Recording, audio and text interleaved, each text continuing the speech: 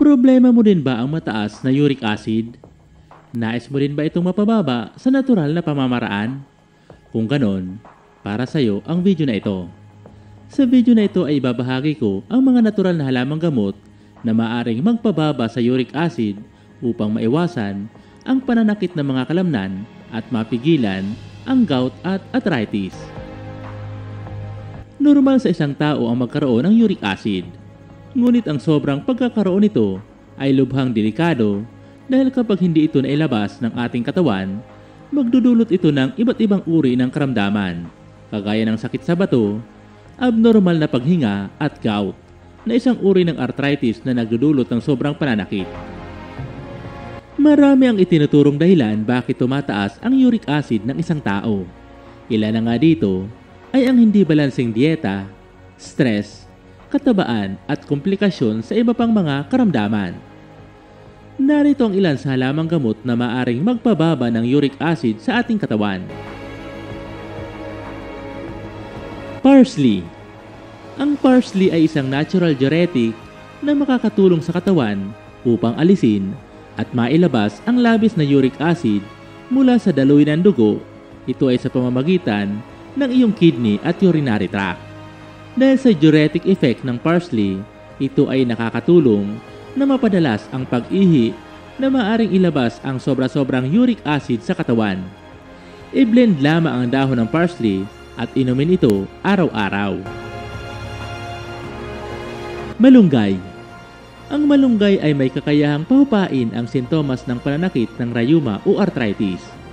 Dahil ito sa taglay nitong anti-hyperuricemic effect na nagpapababa ng uric acid. Ilan pa sa mga active compound na taglay ng malunggay ay ang alkaloids at flavonoids na nakakatulong upang pahupain ang nararanasang pananakit at pamamaga ng mga kasukasuan. Maaring gawing tsaa ang mga dahon ng malunggay o kaya naman ay ugaliing kumain ito o ihalo ito sa pagkain. Meron na din itong mabibiling capsule na gawa sa mga dahon ng malunggay. Pansit-pansitan. Ang pansit-pansitan ang pinakakilalang halamang gamot sa uric acid.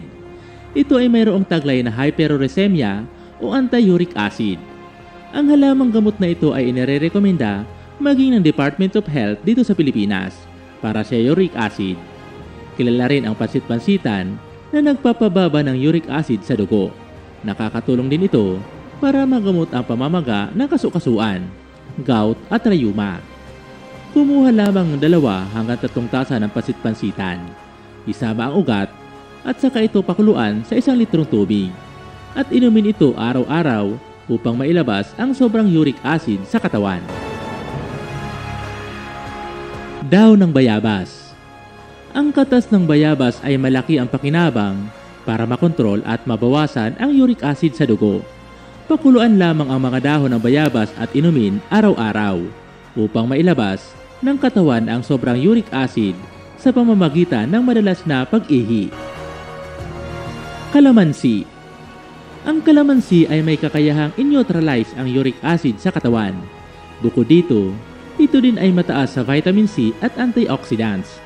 Natutulungan itong mabawasan ang pamamaga at mapababa ang uric acid.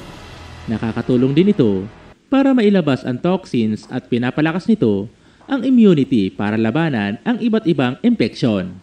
Magpiga lamang ng 15 hanggang 20 piraso ng kalamansi sa isang basong maligamgam na tubig at inumin ito araw-araw. Celery. Ang pagkonsumo ng celery ay may malaking pakinabang sa kalusugan ng tao. Isa na nga dyan ay ang pagkontrol nito sa antas ng uric acid sa katawan. Ilan sa mga paraan ng pagkonsumo sa halamang ito ay sa pamamagitan ng pagsama nito sa salad. Gawin itong celery juice, pesto, at isama ito sa mga lutuin gaya ng sopas at iba pa.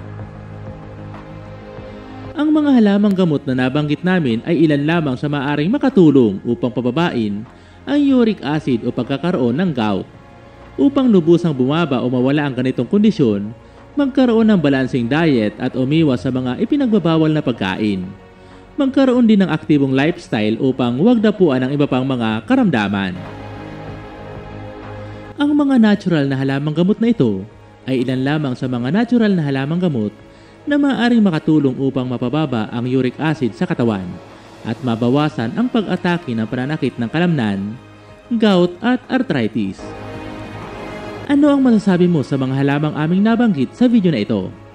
Ibahagi ang iyong opinion at suggestion sa comment section kung mayroon kang halamang gamot na ginagamit para mapababa ang uric acid na hindi namin nabanggit sa video na ito.